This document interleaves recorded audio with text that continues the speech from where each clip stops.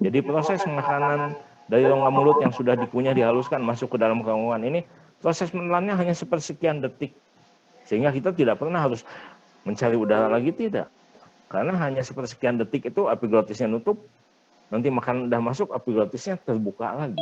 Sehingga kita tetap napas itu seperti tidak ada putusnya. Ya, jadi alat inilah yang dinamakan epiglottis ini yang akan menutup saluran udara ini pada saat makanan masuk. Dan Anda pernah nggak kalau lagi makan Anda ngobrol atau ketawa, Anda mengalami batuk kan? Batuk bahkan kadang-kadang makanan itu terlempar keluar. Itu kenapa? Karena pada saat Anda ngobrol atau ketawa, epiglottis ini bisa terbuka sedikit. Sehingga mungkin ada nanti makanan atau minuman yang menyentuh daerah ini, itu yang menyebabkan batuk tadi. Ya, oke. Jadi ini adalah daerah mulut. Ya, ini gigi. Nah, ini masuk ke sini makanannya. Nanti pada saat masuk, epiglottisnya akan menutup. Jadi epiglottis itu seperti ini nih. Nah, kalau ini lubang ya. Nah, kalau ini lubang, epiglottisnya di sini nih. Nah, jadi kalau dalam keadaan biasa dia terbuka. Jadi lubangnya juga terbuka, udara bisa masuk. Nanti pada saat makanan lewat, dia nutup. Jadi udah makanannya lewat ke sini. Seperti itulah prosesnya. Oke, next, lanjut. Jadi udah jelas tadi ya letaknya faring. Ada yang di belakang rongga hidung, yang di belakang rongga mulut, dan di daerah laring atau pangkal daripada tenggorokan. Ini adalah untuk memperjelas bagaimana dinding lateral daripada rongga hidung atau kapulnasi tadi mempunyai tonjolan yang dinamakan konha nasalis superior, media, dan inferior. Nah, ini adalah lubang-lubang udara yang masuk ke dalam tulang. Nanti akan masuk ke sini, ke daerah sinus, ini juga sinus, ya. Jadi udara itu ada semacam simpanan di sana. Tapi kalau Anda kena flu atau pilek, itu harus sembuh total. Apalagi kalau dia kena infeksi sekunder. Karena bakteri itu senang dia mencari tempat-tempat tersembunyi. Jadi dia nanti kalau di sini bisa lepas karena nggak sembuh sempurna, bakteri itu bisa lari masuk ke sini, ke dalam sinus tadi. Sehingga Anda juga pernah dengar kan, ada yang namanya penyakit sinusitis. Sinusitis itu biasanya berasal dari flu yang kena infeksi sekunder oleh bakteri. Kalau flu itu atau pilek itu penyebabnya adalah virus. Itu sebabnya kenapa kalau orang sedang flu atau pilek diharuskan istirahat. Pada saat istirahat, tubuh akan memproduksi zat-zat untuk melawan. Ya. Nah, sehingga dengan demikian virus itu nanti akan dibunuh secara tuntas. Tapi kalau Anda lagi flu atau pilek, Anda pun tetap begadang, makan tidak keruan, kurang tidur, dan sebagainya. Virus tadi tidak bisa mati. Karena sel-sel daya tahan tubuh Anda tidak meningkat. Nah, sehingga akhirnya penyakit flu-nya makin lama, dan kemudian datang temannya yang namanya bakteri. Kenalah infeksi sekunder. Kalau sudah kena infeksi sekunder, maka bibit penyakit tadi akan masuk ke dalam sinus-sinus ini. Dan kalau sudah terkena yang namanya sinusitis, sangat sulit disembuhkan. Biasanya kadang-kadang antibiotik harus disuntikan masuk ke dalam rongga sinus tadi. Ya, oke. Ya, lanjut. Next.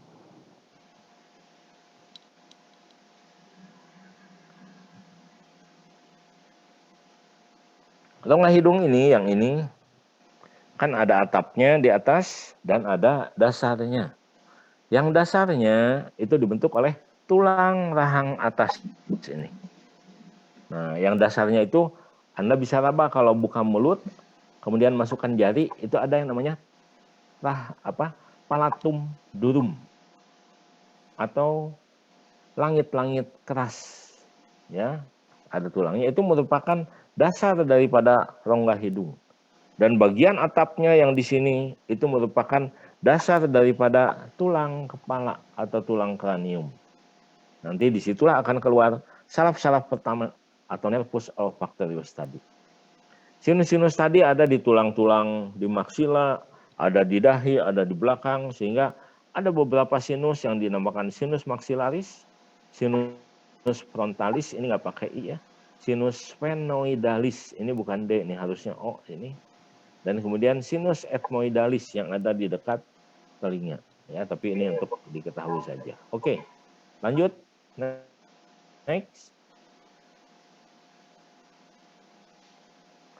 Nah, tadi yang saya katakan sesudah lewat kafum nasi atau rongga hidung, masuklah dia ke daerah faring. Faring ini terletak memang di belakang rongga hidung dan juga di belakang rongga mulut. Tadi sudah saya jelaskan, faring ini dibagi 3, yaitu nasofaring, orofaring, dan laryngofaring. Nah, di daerah belakang rongga mulut ini, itu biasanya daerah kanan kirinya kita dapatkan yang namanya tonsila palatina.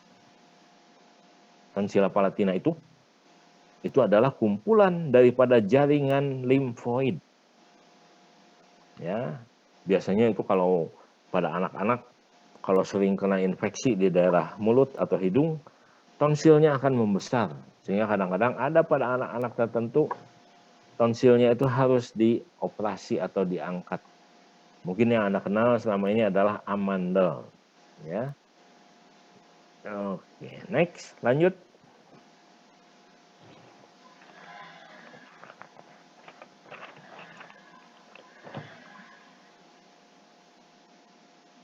Ini adalah gambar secara keseluruhan dari sistem pernafasan pada manusia.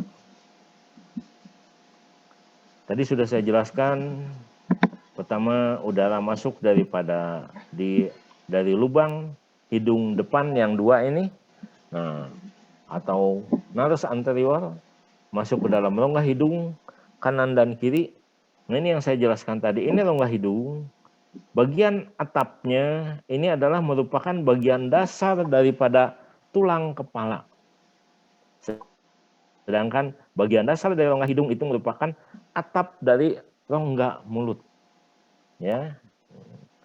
Kemudian ini ke belakang lewat lubang hidung belakang atau nares posterior masuk ke daerah faring. Di sini tadi yang saya katakan ada amandel 2. Kanan dan kiri di belakang orofaring. Itu kalau Anda buka mulut, lihat punya teman Anda atau punya Anda sendiri di kaca, itu ada yang namanya tonjolan, yang namanya uvula atau anak lidah. Nah, di bawahnya, di samping kiri kanan, nanti ada tonjolan bulat, itu namanya tonsila palatina atau amandel.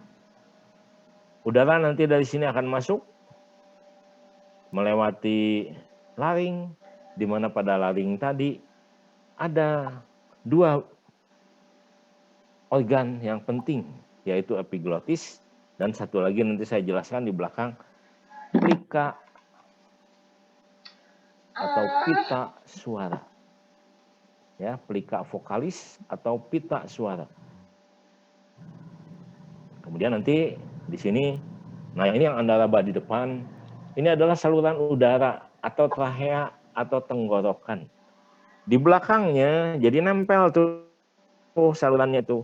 Kalau yang depan ini adalah rongga udara, yang belakang ini jadi kalau kita lihat dari atas tuh seperti gini, lubangnya ada 2. Ya, nanti yang ini rongga udara, yang ini adalah rongga untuk lewat makanan.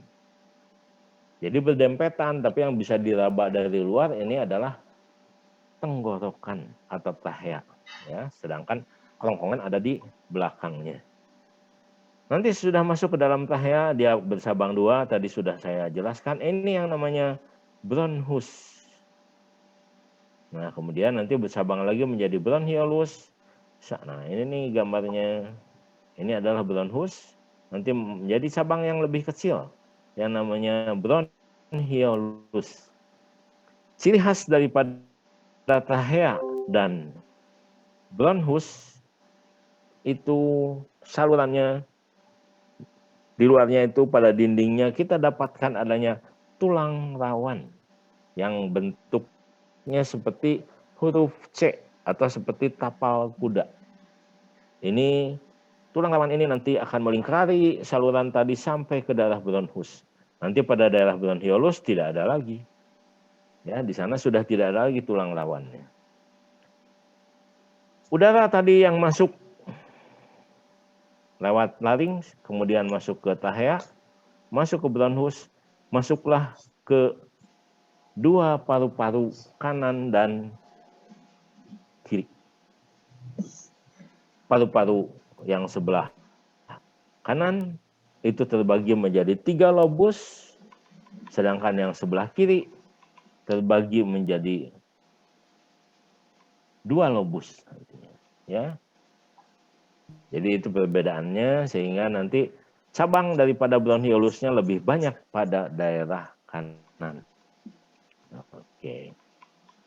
Paru-paru ini, nah, paru-paru ini nanti kalau Anda lihat di foto ronsen, foto torak, mungkin semua sudah pernah mengalami karena pada saat pemeriksaan kesehatan biasanya kita pasti akan difoto torak. Terlihat gambarannya putih, itu adalah gambaran udara yang ada di dalam paru-paru. Ya. Nanti paru-paru ini mempunyai bungkus di luarnya ya, yang dinamakan pleura. Pleura ini biasanya ada 2 lapis, yaitu pleura yang membungkus jaringan paru-parunya, yang nempel di paru-parunya, dan pleura yang menempel pada bagian dalam dada, rongga dada kita atau dinding dada kita. Anda bisa lihat di sini. Nah, ini pleura yang satu itu nempel di dinding dada, yaitu pada tulang iga ya dan ototnya. Kemudian nanti pleura yang satu lagi nempel pada paru-parunya erat di sini. Nanti celah antara paru-paru dan dinding dada ini dinamakan cavum pleura. Sedangkan pleuranya yang nempel di dinding dada atau di tulangnya itu pleura parietalis, dan pleura yang menempel pada paru-parunya dinamakan pleura visceralis. Dan rongga di antaranya itu tipis sekali rongganya, kecil. Di sana kita dapatkan adanya cairan, yaitu cairan pleura, ya, dan rongganya dinamakan cavum pleura. Kenapa di sini ada cairan antara dinding dada dan paru-paru? Anda tahu kan, kalau kita inspirasi atau menarik napas, maka rongga dada kita akan membesar. Paru-paru juga di dalamnya sama membesar. Pada saat rongga dada ini terangkat ke atas dan ke depan, paru-paru juga mengembang. Waktu paru-paru mengembang dan dinding dada juga terangkat, ini pasti akan bergesekan. Yang bagian dalam paru-parunya, bagian luar adalah dinding dada kita yang Anda bisa raba dari luar. Ini pasti akan bergesekan. Tapi dengan adanya cairan tadi, maka pergesekan ini tidak menjadi masalah. Tidak akan terjadi luka pada paru-parunya. Karena nanti di antaranya seperti tadi saya bilang, ada cairan serus, cairan serosa yang licin, sehingga pergesekan ini tidak menimbulkan luka pada paru-parunya. Paru-paru ini yang kanan dan kiri terletak di dalam rongga dada. Nah, kalau ini rongga dada, ya, ini kan dipotong nih. Di tengah-tengahnya ini yang dinamakan mediastinum yang kemarin saya jelaskan. Disitulah kita dapatkan jantung dan pembuluh darah besar serta kelenjar timus yang ada di atasnya. Nah, ini di bagian bawah apa nih? Nah, ini nih. Ini ada lapisan otot. Ini ada lapisan otot yang cukup tebal. Ini menjadi pembatas. Pembatas antara rongga dada dengan rongga abdomen atau rongga perut. Ya. Ini kita namakan diafragma. diafragma ini nanti akan membantu pernafasan kita. Jadi yang membantu pernafasan kita itu tidak hanya rongga dada yang bisa membesar dan mengecil, juga diafragma ini. Diafragma ini bisa naik, melengkung seperti ini, dan bisa juga turun. Jadi rata seperti ini, nanti rata di bawah. Itu akan membantu paru-paru ini. Jadi pada saat kita mengeluarkan udara atau ekspirasi, ya, diafragma ini akan melengkung sehingga mengecilkan paru-paru supaya udara itu bisa keluar. Dan pada saat kita menarik nafas, maka paru-paru akan membesar kan? Membesarnya bukan hanya ke depan, tapi juga ke bawah. Nah, pada saat ke bawah itulah diafragma ini akan menjadi datar di sini. Jadi paru-paru kita itu pada saat inspirasi atau menarik nafas dan juga saat ekspirasi dibantu oleh dua hal. Rongga dada kita yang terdiri dari tulang dan otot-ototnya yaitu interkostalis dan lain sebagainya, dan juga diafragma yang merupakan batas rongga dada dan rongga perut. Jadi dari batas diafragma ke sini kita akan dapatkan nanti adanya hepar, usus dan sebagainya di rongga perut ini. Nah, kalau ini kenapa ini? Nah, ini paru-parunya kok jadi mengecil. Jadi pada keadaan-keadaan tertentu, rongga dada ini bisa kemasukan udara dari luar. Misalnya tertusuk, tabrakan sehingga tulangnya patah, ada yang robek, kemudian udara masuk. Maka kalau ada udara masuk dari luar, paru-paru ini akan mengecil. Ya, jadi gambarannya seperti ini. Tapi nanti ini akan dijelaskan pada patofisiologi nantinya. Ya, oke. Jelas ya? Oke, ya. Next, lanjut.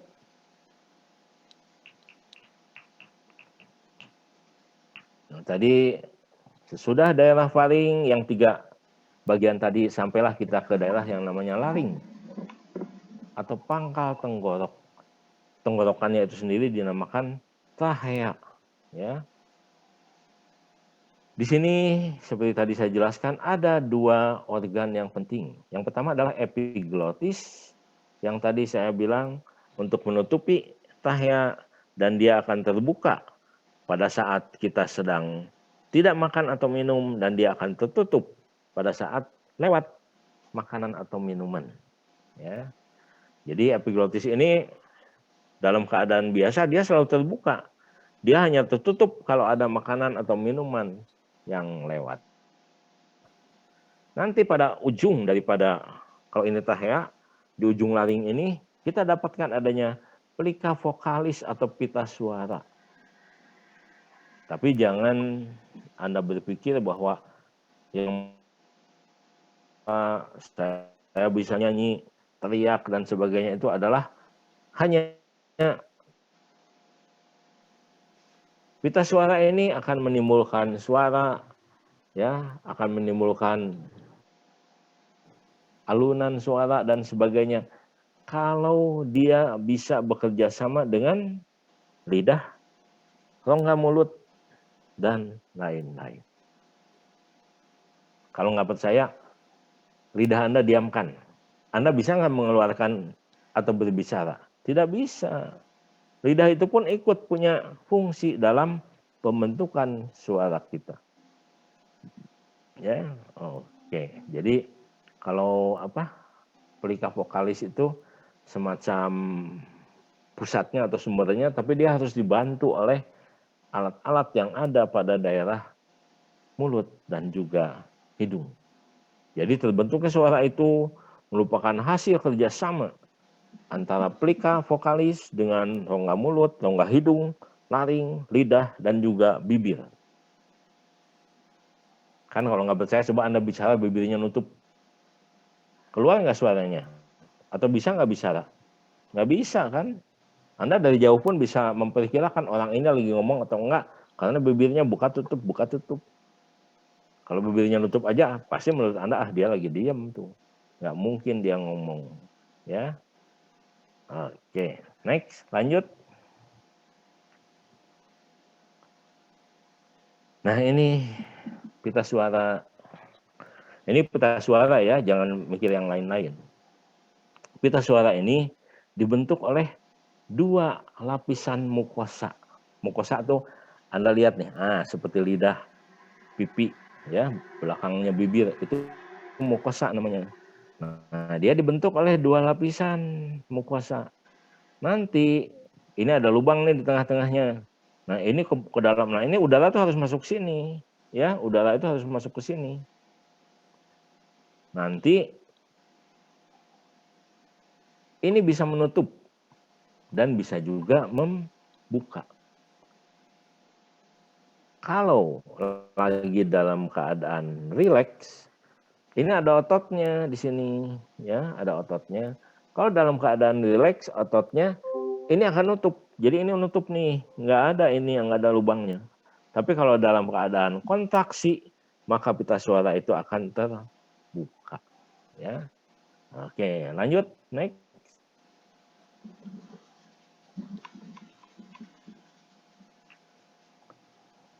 Jadi pita suara atau pelika vokalis ini itu nyambung dari depan sini, dari tulang rawan. Kalau pada laki-laki pada ini nih, ada tulang rawan yang ada di jakun ini sampai ke bagian belakang tulang rawan pada saluran pernapasan tadi. Ya.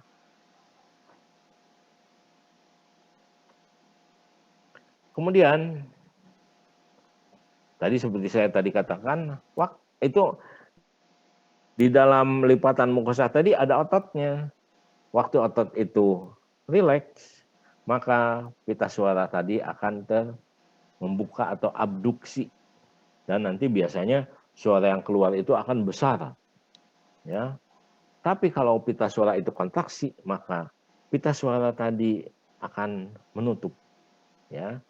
Nah, nanti kalau akan menutup atau menghasilkan celah yang sempit, maka suaranya akan tinggi. Tapi otomatis kan, biasanya kita juga kalau nggak percaya tiup aja sebuah pipa itu suaranya akan besar. Tapi kalau kita tiup melewati pipa itu ditutup, ya maka suaranya akan kecil dan tinggi.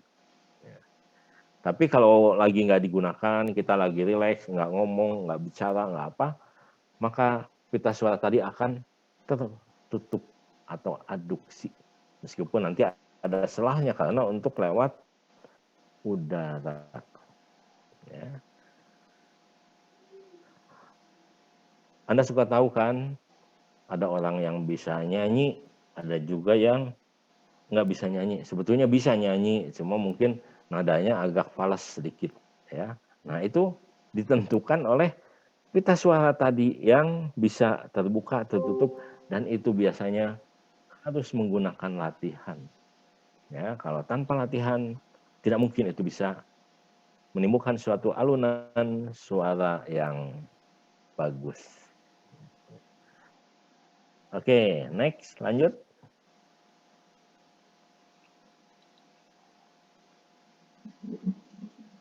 Nah, ini adalah bagannya ya. Jadi ini abduksi. Abduksi itu berarti menjauh. Ya, ototnya ini dalam keadaan kontraksi. Nah, nanti kalau dalam ini keadaan aduksi, jadi pita suaranya mendekat, tapi tetap ada celahnya di sini. Itu dalam keadaan relaksasi. Oke, next, lanjut.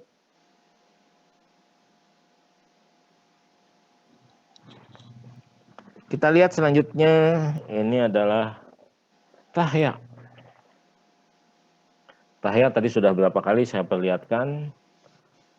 Itu tahya itu Anda bisa raba di sini dari bawah dagu belakang sini ya, di belakang dagu sampai ke tengah-tengah daripada rongga dada kita. Panjangnya kira-kira 16 sampai 20 cm ya, kira-kira sekitar 16 sampai 20 cm tergantung tinggi pendeknya orang ya. Tahya ini merupakan saluran yang bulat di mana di dalamnya sama didapatkan adanya mukosa yang memproduksi lendir yang basah, dan di sana pun ada semacam bulu-bulu halus Kalau rambut hidung kan kasar. Nah, kalau rambut-rambut yang ada di trachea itu halus sekali.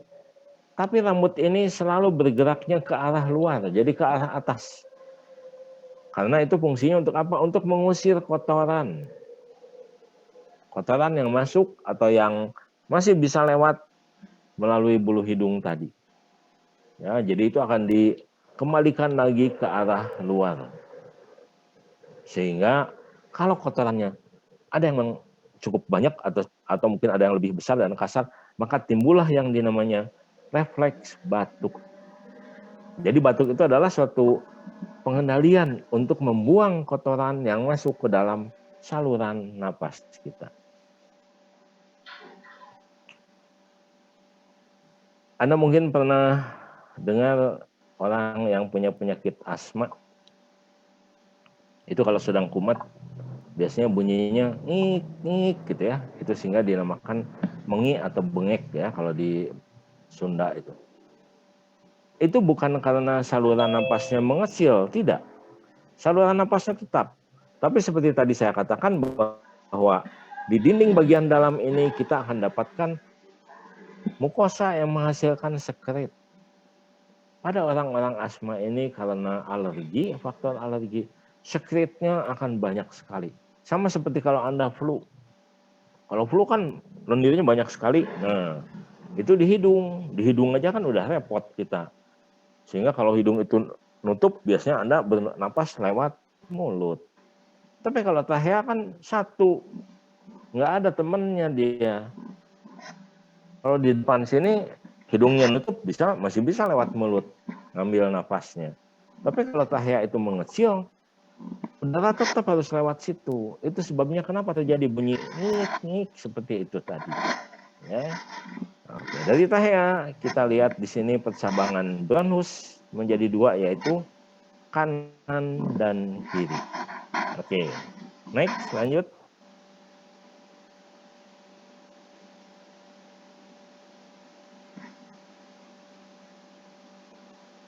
Bronchus ini adalah cabang daripada trachea tadi, kanan dan kiri. Jadi ada dua cabangnya.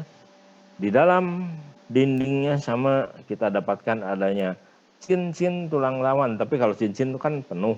Kalau cincin tulang rawan pada trachea dengan bronchus itu bentuknya seperti huruf C. Jadi yang belakang sini nggak ada tulang rawannya. Tapi di situ ada otot dan jaringan ikat. Ya. Kemudian nanti dari bronchus akan bercabang menjadi cabang-cabang yang lebih kecil lagi yang dinamakan bronchiolus. Dari bronchiolus lah nanti bercabang terus sampai bagian yang paling kecil ya untuk berhubungan dengan alveoli. Pada bronchiolus kita tidak dapatkan adanya cincin tulang rawan tadi. Jadi hanya ada jaringan ikat dan otot saja yang membentuk dinding bronchiolus tadi. Ya, lanjut. Next.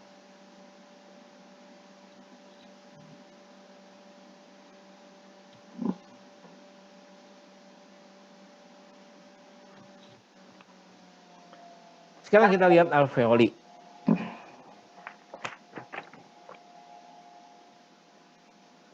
Alveoli ini adalah bagian paling akhir dari sistem pernafasan atau respiratori.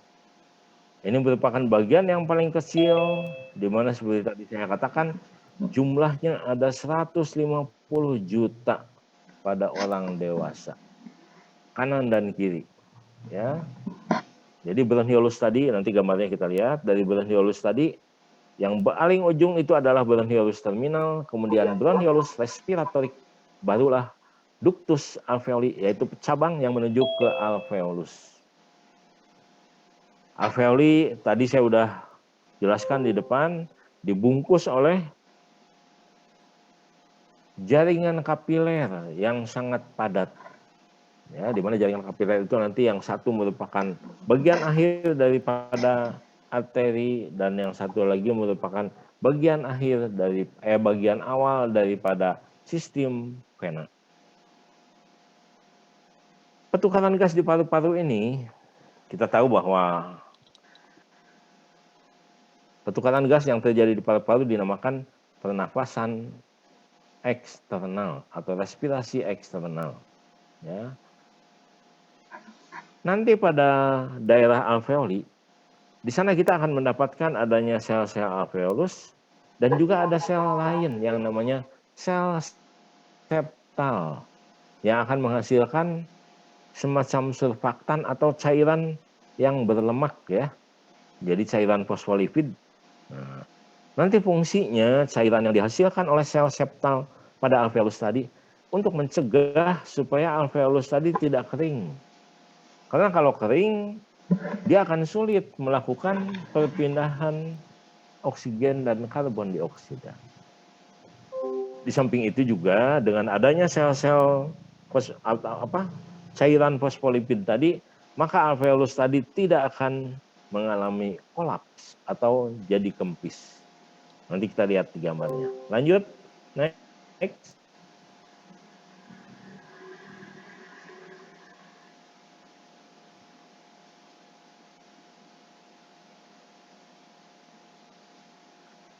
Kita lihat di sini trahea.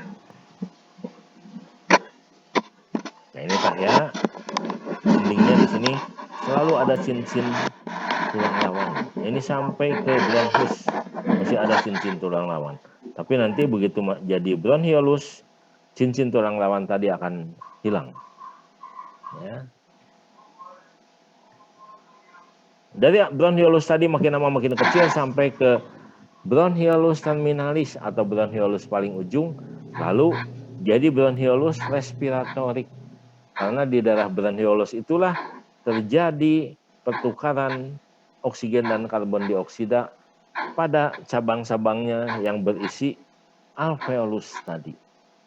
Ya, sehingga di sini dibagi ada daerah untuk hanya lewat udara saja dan ada daerah mulai dari bronchiolus respiratorik sampai ke alveolus di mana terjadi di sini pertukaran gas. Jadi ada perbedaannya di sana. Dan bronchiolus yang pada daerah ini dinamakan bronchiolus respiratorik karena di sini pun bisa terjadi pertukaran oksigen dan karbon dioksida. Oke, lanjut. Next.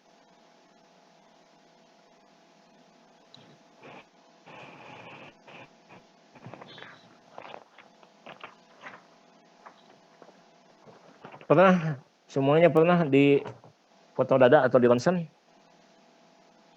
Pernah ya.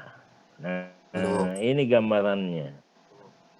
Belum? Oh, waktu di tes masuk nggak pernah di ronsen gini ya? Nggak apa-apa. Jadi Anda bisa melihat? Enggak, Pak. Oh, enggak ya dulu? Ya, oke. Ya. Jadi ini bentuknya atau gambarnya ini biasanya berupa lembaran ya, lembaran semacam bukan plastik ya, jadi lembaran yang transparan. Nanti kita bisa lihat ini gambar paru-paru kita. Nah, ini adalah traheanya yang berisi udara ini warnanya akan putih. Nah, ya, jadi ini adalah bronchus, kemudian ini bronchiolusnya sampai cabang-cabang yang kecil. Ya. Nah, ini juga sama sampai ke sini. Gambar putih. Ini gambaran yang hitam ini adalah udara ya. Ini adalah pada daerah alveolusnya atau pada paru-parunya tadi. Ini adalah batas daripada diafragma. Oke, next. Lanjut.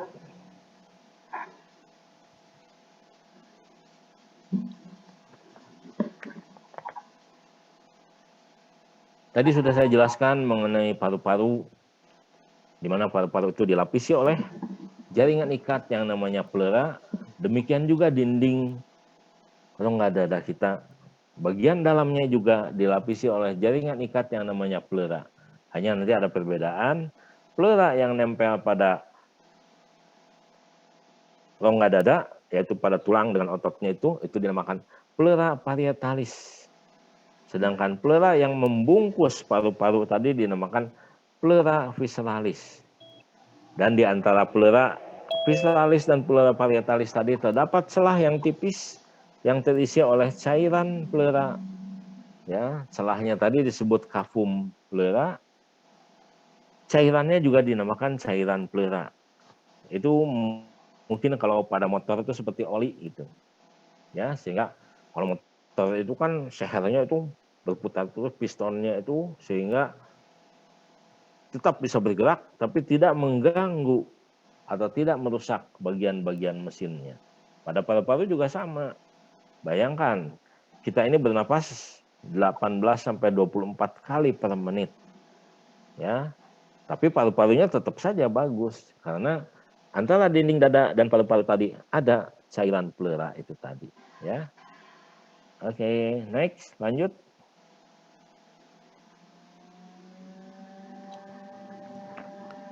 Sekarang kita lihat paru-parunya. Nah, ini paru-parunya.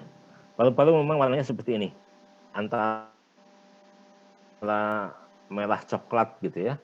Dan paru-paru itu memang kalau kita pegang, jadi seperti kita memegang spons atau busa tadi. Jadi bisa dipegang, kempes, tapi kalau dilepas dia akan mengembang lagi. Paru-paru kita pun demikian. Hanya paru-paru kita ini banyak sekali isinya ini pembuluh darah dan juga udara. Ya, nah Anda bisa lihat di sini ini taheanya bercabang ke bronchus, kemudian ini bronchiolus, dan ini yang warnanya merah-merah coklat itu adalah alveolinya. Kenapa warnanya demikian? Karena dia dibungkus oleh pembuluh darah kapiler tadi. Paru-paru kita bagian bawahnya ini dibatasi oleh diafragma. Nah, ini diafragmanya. Ini merupakan jaringan ikat yang sangat kuat. Sehingga apa yang ada di rongga dada tidak bisa berhubungan dengan apa yang ada di daerah perut atau abdomen. Paru-paru kita itu normal sifatnya lunak, kalau bahasa Sunda hampos gitu ya. Nah, juga ringan, jadi menyerupai spons. Karena memang di dalamnya terisi udara dan cairan, yaitu pembuluh darah tadi. Ini terbagi dua, kanan dan kiri, ya, masing-masing nanti ada pembagian lobusnya, di mana yang kanan itu terbagi 3 lobus, ya, jadi lobusnya batasnya di sini biasanya, dan yang kiri biasanya hanya terbagi 2 lobus saja, tapi itu nggak jadi masalah, karena memang itu udah dari sononya. Nah, di tengah-tengah ini yang dinamakan mediastinum, tempat adanya jantung dan pembuluh-pembuluh darah besar. Next, lanjut.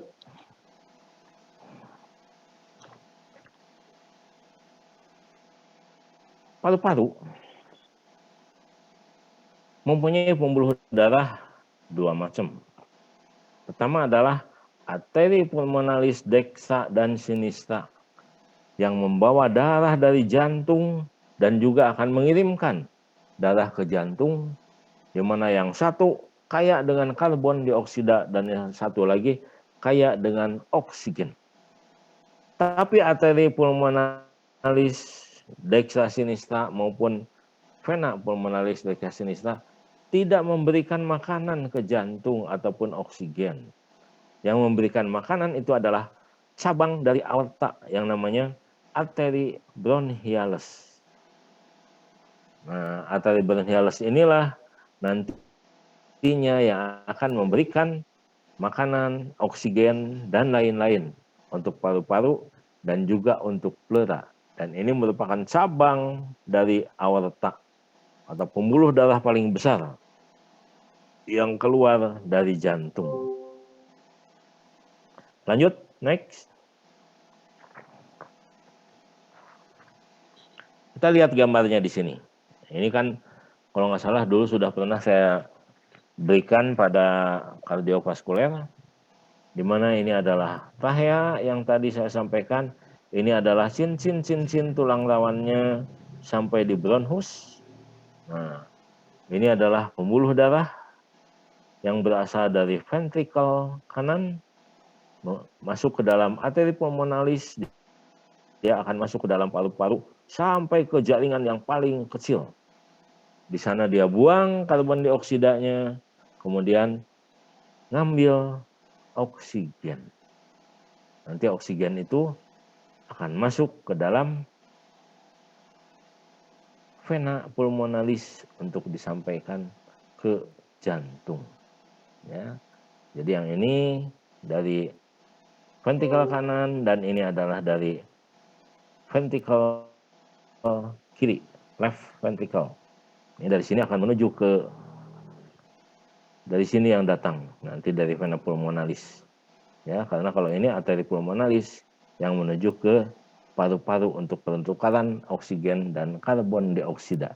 Nanti sudah terjadi pertukaran oksigen yang kaya itu masuk ke dalam vena pulmonalis, dia akan kembali ke atrium kiri, ke jantung, kemudian ke ventrikel kiri. Baru dia nanti akan masuk ke dalam aorta. Ya. Ini udah pernah, tadi saya ulang. Lanjut, next.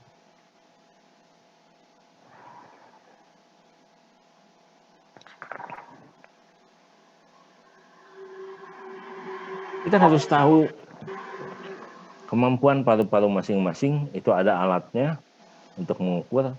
Biasanya nanti kemampuan paru-paru ini berbeda pada seorang atlet atau pada yang sering olahraga dan pada yang jarang olahraga atau mungkin yang seringnya diam saja. Ya. Nanti paru-paru itu punya beberapa kemampuan. Paru-paru kita normal dalam keadaan penuh udara itu bisa menampung sampai 5 liter udara. Bukan oksigen ya, tapi udara. Karena udara itu belum tentu isinya oksigen semua. Jadi di sini ada yang namanya kapasitas paru-paru. Ini adalah merupakan kesanggupan paru-paru untuk menampung udara di dalamnya. Jadi kesanggupannya paru-paru kita ini sanggup menampung sampai 5 liter. Tapi yang 5 liter itu bukan berarti Anda setiap napas keluar 5 liter, terus narik napas juga 5 liter. Tidak. Bahkan dalam keadaan diam, Anda kalau sedang diam gitu, itu kan bernapas terus tuh. Itu paru-paru hanya mengeluarkan dan memasukkan udara itu 10% dari kapasitas paru-paru kita.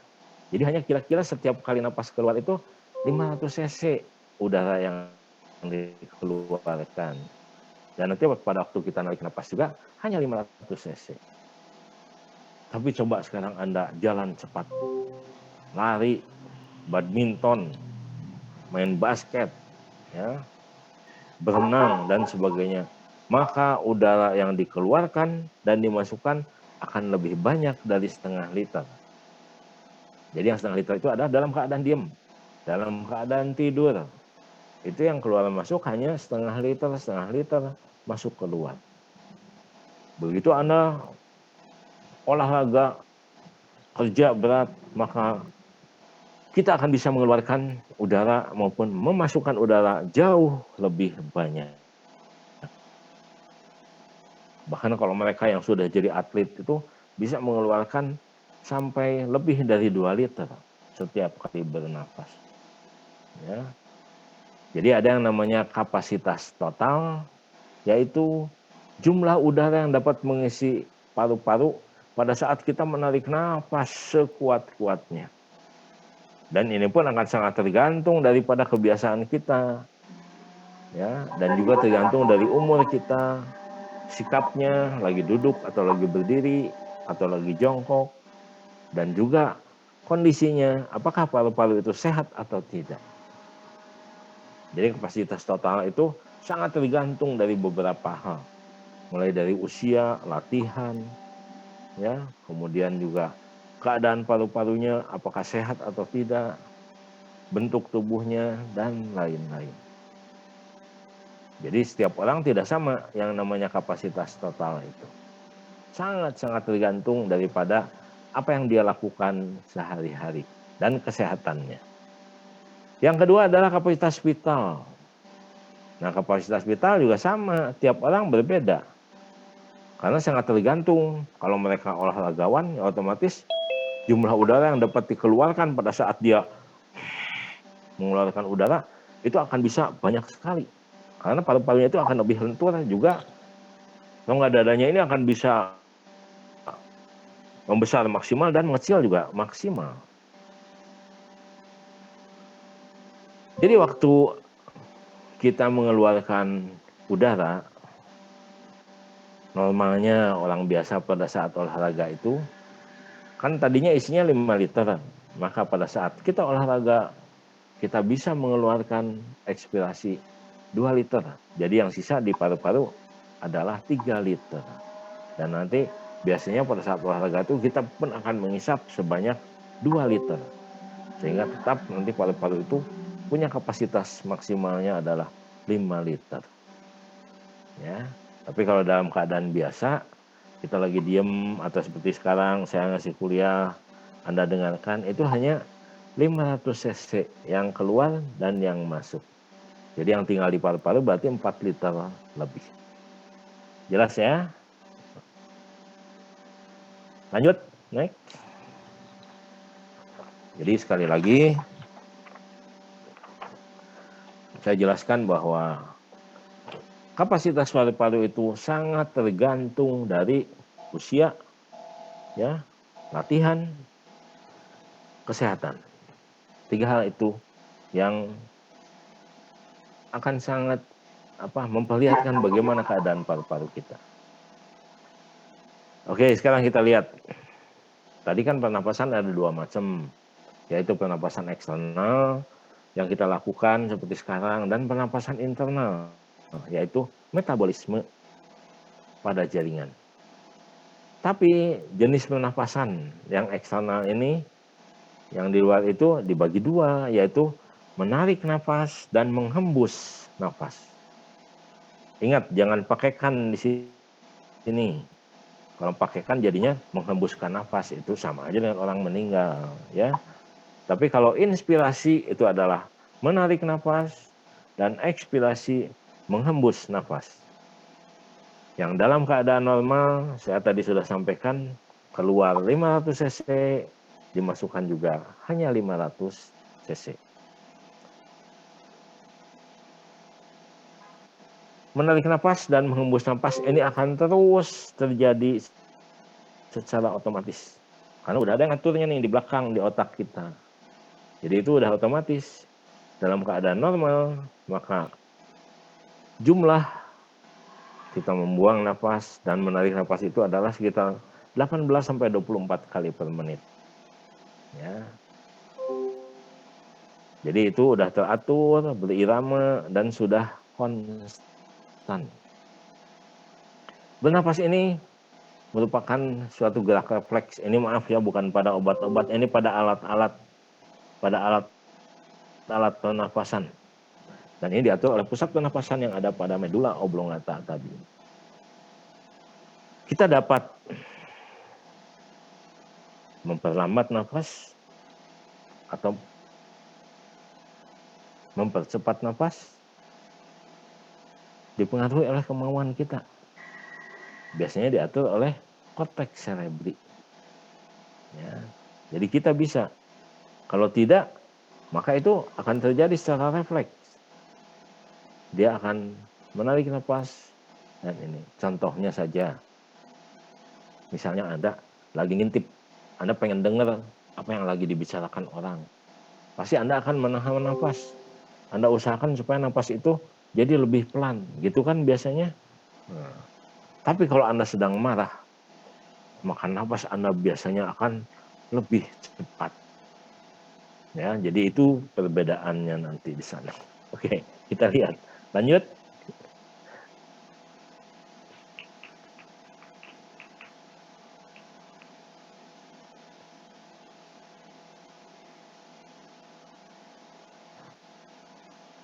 Pusat nafas yang ada pada medula oblongata itu akan bereaksi tanpa bisa kita atur. Contohnya, kalau Anda sedang berada di daerah yang tinggi, di pegunungan, ya, ataupun di tempat yang tertutup, yang banyak orang, maka otomatis Anda akan bernapas lebih cepat. Kenapa? Karena oksigen yang ada itu tipis atau sangat sedikit. Kalau oksigen itu berkurang di lingkungan kita, maka medula oblongata itu akan memerintahkan ke paru-paru ini untuk bernapas lebih cepat, supaya oksigen yang didapat lebih banyak. Itu sudah pengaturannya demikian. Jadi yang mengatur itu adalah yang ada di medula oblongata ini. Itu sebabnya mungkin Anda pernah dengar atau pernah lihat ceritanya ada seorang ibu-ibu yang lari di pegunungan sampai di puncak, tiba-tiba dia jatuh dan kemudian meninggal dunia. Anda sebagai orang kesehatan harus tahu bahwa makin tinggi kedudukan kita, misalnya naik ke puncak gunung itu oksigen tuh makin sedikit, makin tipis. Makin rendah seperti di pinggir laut atau di dataran gini, itu oksigennya cukup. Tapi kalau makin tinggi ke atas gunung itu oksigennya makin sedikit. Demikian juga kalau Anda misalnya berada di suatu tempat yang tertutup, apakah itu di mall atau di bioskop atau di mana tempatnya ditutup, ya, maka oksigen di situ juga pasti akan berkurang. Jadi pada keadaan-keadaan demikian kita harus lebih hati-hati. Karena kita perlu di sana pasokan oksigen yang lebih banyak atau lebih sering. Sehingga napas kita biasanya akan bertambah. Karena tubuh kita tidak punya kompensasi. Nggak boleh oksigen itu nanti misalnya, ini nih lagi di puncak gunung, udah nanti dikurangi aja ya oksigennya untuk metabolisme dan untuk lain-lain, nggak bisa. Jaringan-jaringan tubuh kita itu tetap akan meminta jumlah oksigen yang sama dalam keadaan apapun. Bahkan dalam keadaan tidur sekalipun. Jadi akhirnya yang mengatur bukan kita, tapi bukan kesadaran kita maksudnya, tapi medula oblongata itu tadi. Dia yang akan tahu kalau begitu kadar oksigen karena tempatnya tertutup, tempatnya tinggi, maka karena oksigen yang masuk lebih sedikit, di dalam darah pun akan menurun kadar oksigennya. Medula oblongatanya akan tahu. Dia perintahkan sistem pernapasan kita untuk bergerak lebih cepat supaya oksigen yang masuk lebih banyak dan kebutuhan jaringan semuanya akan terpenuhi. Jadi pada saat yang demikian, karena kita tahu pernapasan kita ini dibantu oleh, tadi sudah saya jelaskan, rongga dada dan diafragma. Jadi waktu kita inspirasi, kalau dalam keadaan normal sebenarnya ini bergerak, ya. Coba aja Anda lihat, biarpun Anda diam, lihat di depan kaca, buka bajunya, ya. Itu akan bergerak rongga dada ini, mengembang dan mengempis, hanya sedikit sekali. Tapi coba kalau habis lari, kan Anda akan begitu napasnya, betul nggak? Jadi disitulah gunanya medula oblongata tadi. Jadi pada saat kita menarik nafas, maka rongga dada kita akan naik ke depan dan ke atas. Ya, otot-ototnya juga akan berfungsi. Termasuk diafragma tadi yang akan turun ke bawah. Pada saat kita mengeluarkan nafas, maka rongga dada ini akan mengecil dan diafragma juga akan melengkung ke atas untuk mengecilkan paru-paru dan membuang udaranya keluar. Ya, lanjut, naik.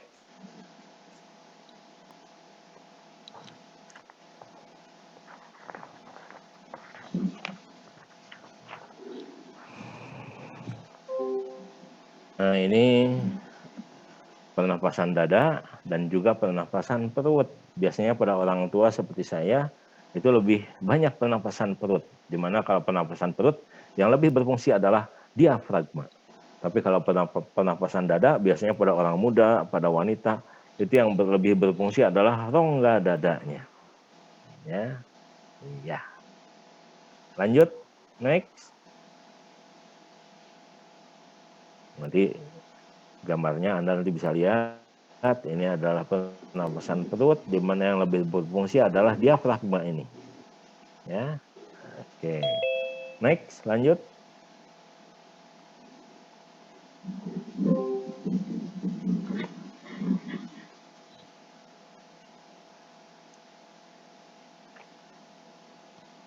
Ini adalah untuk pengetahuan aja, Anda nanti boleh baca, tidak usah dihafalin.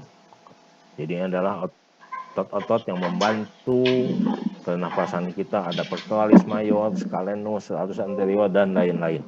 Dan sarafnya itu merupakan cabang daripada saraf dada atau nervus thoracis, yaitu nervus subcostalis yang ada di bawah iga, di dalam iga itu, dan juga di antara iga. Ya. Next, lanjut.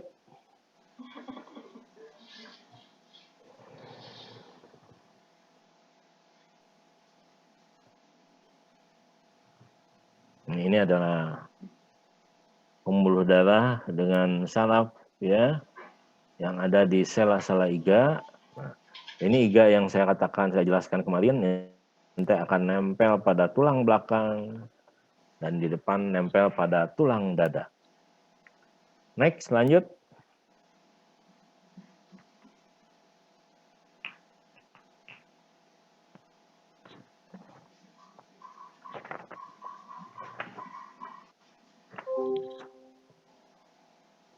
Kita lihat sekarang fisiologinya.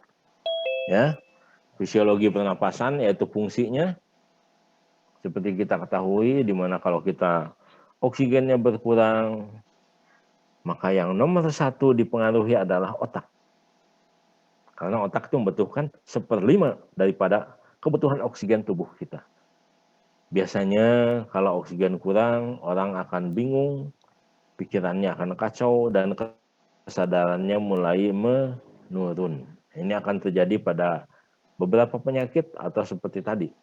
Kalau olahraga itu tidak boleh melewati kemampuan diri kita. Sehingga nanti di sini akan terjadi anoksia cerebralis atau kekurangan oksigen di otak. Kemudian nanti biasanya mungkin Anda pernah melihat orang yang tenggelam ya, atau dia terlalu kecapean, maka dia akan jatuh. Kemudian akan kelihatan bibir ini kebiru-biruan pada telinga dan juga pada ujung-ujung jari. Karena manusia itu kalau tidak mendapatkan oksigen sama sekali, jadi nggak ada oksigen yang masuk sama sekali dalam waktu 4 menit, akan terjadi kerusakan pada otot yang permanen. Ya. Dan dalam waktu 6-8 menit, maka orang akan meninggal. Itu sebabnya kenapa kalau orang tenggelam itu, kalau dia masih 3 atau sampai 5 menit, dia masih bisa ditolong. Tapi kalau sudah 6 atau 8 menit, kan nggak ada oksigen sama sekali yang masuk. Di dalam air kita nggak seperti ikan. Kalau ikan dia bisa ngambil oksigen dari air. Kalau kita kan nggak bisa. Maka kalau nggak sama sekali oksigen nggak ada yang masuk, maka dia akan meninggal. Ya, jadi batasnya biasanya 8 menit. Paling hebat. Next, lanjut.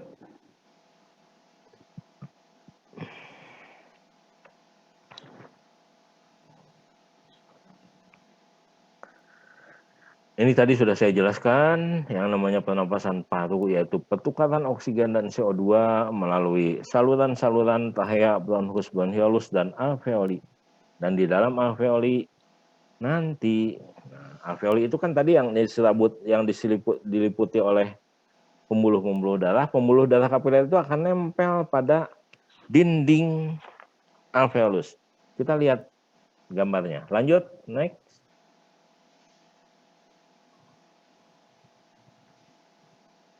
Nah, seperti kita ketahui, di dalam pembuluh darah itu kita dapatkan sel-sel darah. Di antaranya ada sel darah merah yang mengandung hemoglobin. Hemoglobin inilah nantinya yang akan mengikat oksigen dan juga mengikat karbon dioksida. Nanti, ini adalah salah satu sel yang namanya alveolus.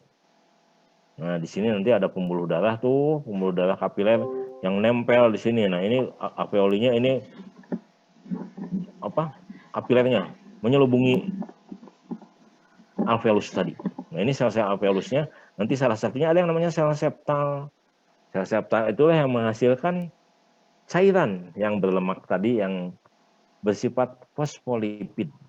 Nah, melalui inilah nanti antara sel alveolus dengan pembuluh darahnya ini, kapiler darah, terjadilah osmosis. Oksigen dikeluarkan, karbon dioksida dikeluarkan, dan oksigennya diserap. Di dalam pembuluh darah inilah nanti karbon dioksida yang diikat oleh hemoglobin dilepas di sana, kemudian secara osmosis keluar, masuk ke dalam saluran udara untuk dibuang keluar. Nah, oksigen yang ada di dalam ini lewat alveoli tadi, osmosis masuk diserap ke sini, nanti di sini diikat lagi oleh hemoglobin. Ya, jadi sifat fosfolipid tadi supaya apa? Supaya alveolus itu tetap tidak kolaps. Jadi dia tetap mengembang seperti itu supaya sel-selnya bisa melebar dan menyerap sebanyak mungkin oksigen yang dibawa di dalam udara di saluran udaranya. Ya. Oke. Jelas ya? Next, lanjut.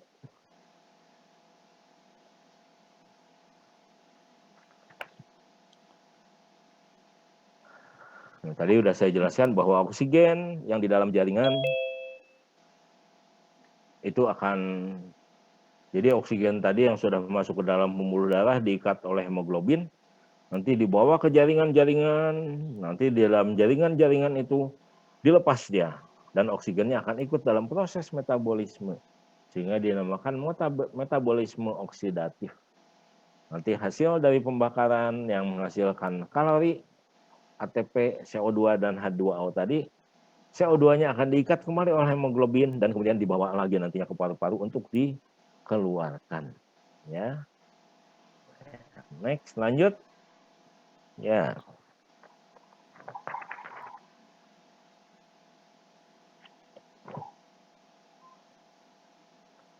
Ini tadi sudah saya jelaskan bahwa kalau kita di tempat tertentu atau mungkin seperti Anda pernah lihat kan di film ataupun di ini orang yang dicekik tuh, yang kalau dicekik kan biasanya di sini, nggak pernah kalau dicekik itu di dagu, tapi pasti di leher. Waktu dicekik itu tahianya jadi menyempit, oksigennya yang masuk jadi sedikit atau berkurang. Nah, itu yang menyebabkan orang tuh yang dicekik itu oksigennya makin lama makin sedikit, akhirnya bisa meninggal dunia. Karena sama sekali nggak ada oksigen yang bisa masuk ke dalam paru-paru. Oke, kita kembali di sini bahwa daya muat udara yaitu kapasitas total sekitar 4,5 sampai 5 liter. Sedangkan yang diproses setiap saat yaitu kita narik napas, mengeluarkan napas, itu hanya 10% dari kapasitas total paru-paru, yaitu hanya sekitar 500 cc. Ini dinamakan tidal volume. Ya, jadi tidal volume ini atau yang dikeluarkan dan dimasukkan pada keadaan normal atau biasa hanya 10% dinamakan tidal volume. Sedangkan kecepatan pernapasan per menit itu nanti akan berbeda-beda. Di mana pada wanita lebih tinggi daripada pria. Tapi pada wanita pun akan berbeda antara yang satu dengan yang lain. Ada yang 20 kali per menit, ada yang 25 kali per menit. Lain-lain, di laki-laki pun sama. Hanya nanti makin muda itu akan makin cepat pernapasannya. Ya, kita lihat lebih lanjut. Lanjut, next.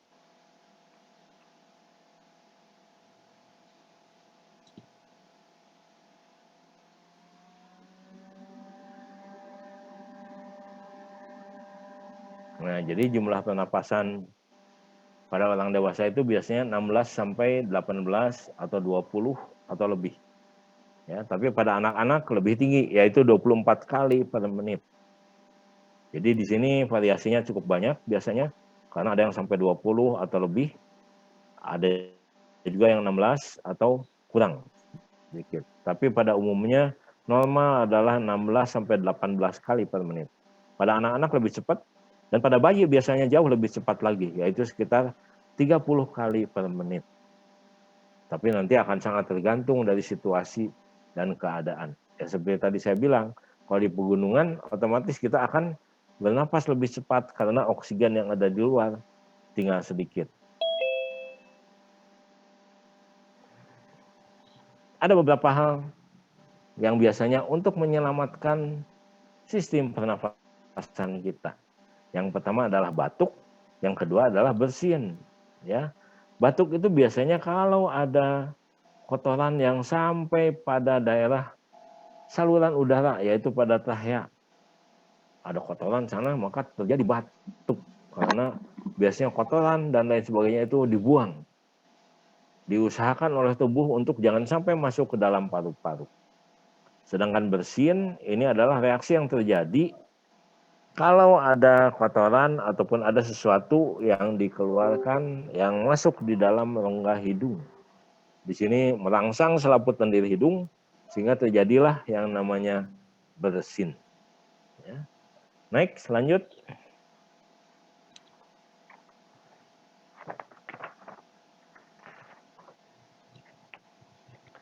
Ini sudah saya jelaskan tadi cairan ya. Oke, lanjut next.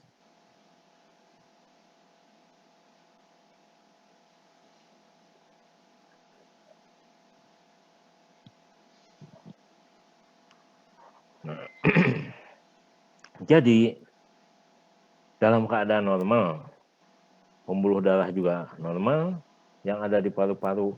Tapi pada saat seseorang harus bekerja lebih berat atau olahraga ya, maka aliran darah yang masuk ke dalam kapiler paru-paru itu akan lebih banyak sampai 4 kali lipat.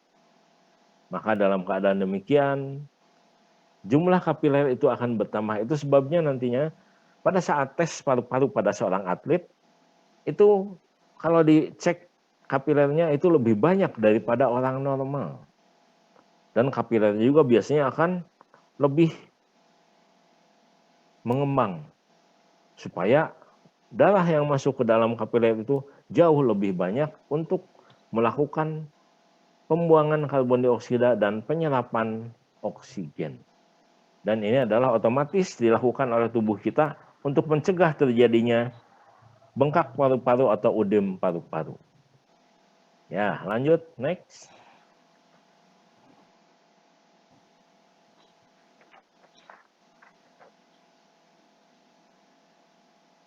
Pengaturan pernapasan tadi sudah saya jelaskan, salah satunya adalah oleh medula oblongata ya, yaitu lewat sistem persarafan, dan yang kedua nanti adalah secara kimia ya. Nanti biasanya Anda yang periksa tuh kadar oksigen ataupun kadar karbon dioksida di dalam darah. Karena nanti perubahan oksigen dan juga perubahan karbon dioksida dalam darah akan disampaikan laporannya ke otak, dan kemudian nanti medula oblongata akan bereaksi dengan lewat persarafan untuk mempercepat ataupun memperlambat pernapasan pada paru-paru kita. Ya. Oke, lanjut, next.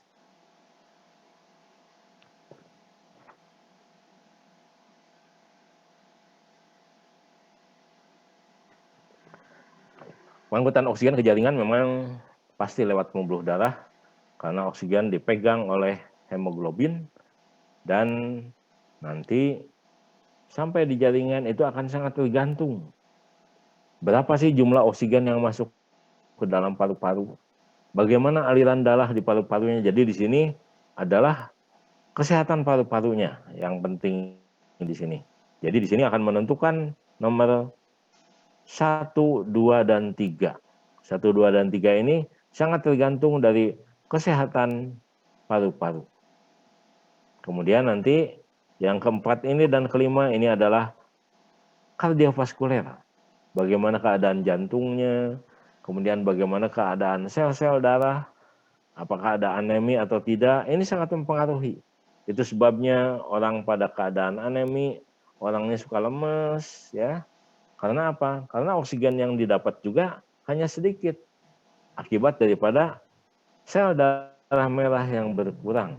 Dan sel darah merah itulah yang mengandung hemoglobin untuk mengikat oksigen. Jadi kalau sel darah merah berkurang, oksigen juga akan berkurang. Maka metabolismenya akan kekurangan oksigen sehingga tenaga yang dihasilkan juga akan lebih sedikit. Ya, jadi itu sangat berpengaruh di sini kesehatan paru-paru dan kesehatan daripada sistem kardiovaskulernya sendiri. Ya, jadi itu yang akan mempengaruhi pengangkutan oksigen ke jaringan, kesehatan paru-paru dan kardiovaskulernya yang ada di daerah dada kita ini. Lanjut, next.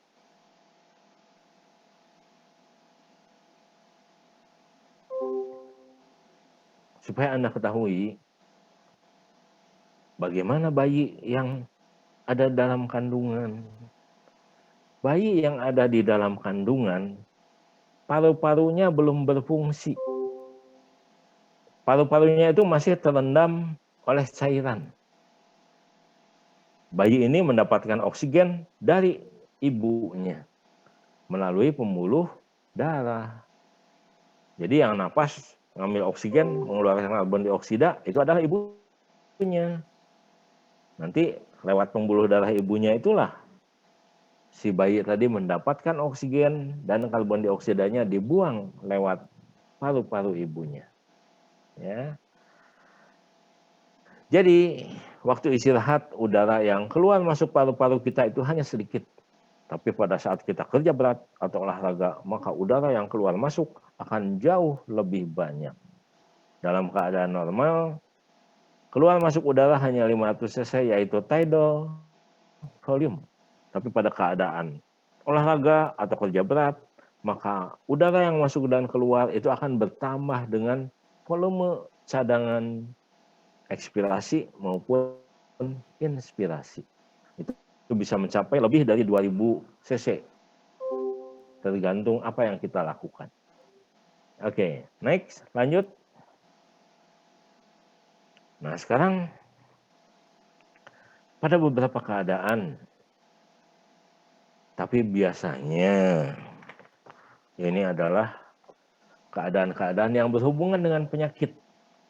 Maka seseorang tidak bisa mencukupi dari udara yang ada di luar saja. Karena seperti tadi yang saya sampaikan, orang ini mungkin sudah terganggu, paru-parunya tidak sehat, sistem kardiovaskulernya juga tidak sehat, sehingga nanti akan terjadi beberapa keadaan seperti hipoksia, sianosis, bahkan anoksia dalam keadaan shock. Ya, udah hampir selesai. Kemudian dyspnea dan lain-lain. Maka kita lakukan pemberian oksigen melalui beberapa teknik. Ya, lanjut, next. Anda nanti bisa baca ininya, teknik-tekniknya itu. Yang pertama melalui kanul, ini nanti Anda sering lihat di rumah sakit, ini ada teknik paling sederhana dan juga ini paling efisien. Ya, lanjut, next. Kemudian yang satu lagi adalah yang memakai cup, ini yang paling sering Anda lihat di rumah sakit. Nanti ada cup itu yang pakai kantong di sininya, dan ada juga cup yang polos yang tidak pakai kantung seperti ini. Itu nanti ada gunanya. Ya, oke, lanjut, next. Kemudian ada lagi nanti suatu alat yang namanya pakai tenda ditutupkan di atas kepala pasien. Itu lebih bagus lagi, tapi di Indonesia itu masih jarang digunakan. Biasanya digunakan oleh di kelas VIP. Ya, lanjut, next. Dan yang terakhir ini adalah melalui kateter pemberian oksigennya. Oke, sampai di sini. Maaf, mungkin ini sudah lebih dari waktu yang ditentukan. Nanti kalau ada pertanyaan, Anda bisa tanyakan minggu depan. Ya. Nah, ini adalah cara-cara CPR atau resusitasi kardiopulmoner. Ya, lanjut. Nah, ini juga demikian. Ini obstruksi yang disebabkan lidah karena dia tidak sadar dan sebagainya. Lanjut. Nanti Anda bisa baca ya. Nanti kalau tidak jelas, tanyakan aja minggu depan. Ya, oke, lanjut.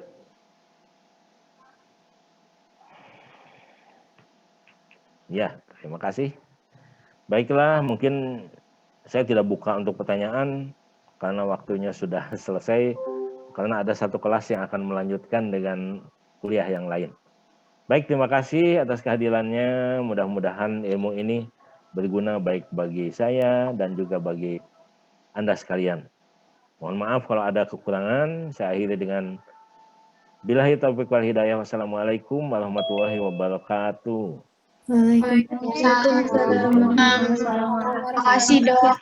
Waalaikumsalam warahmatullahi wabarakatuh. Makasih ya, Pak. Ya, sama-sama. Tur nuhun, Pak. Enggak.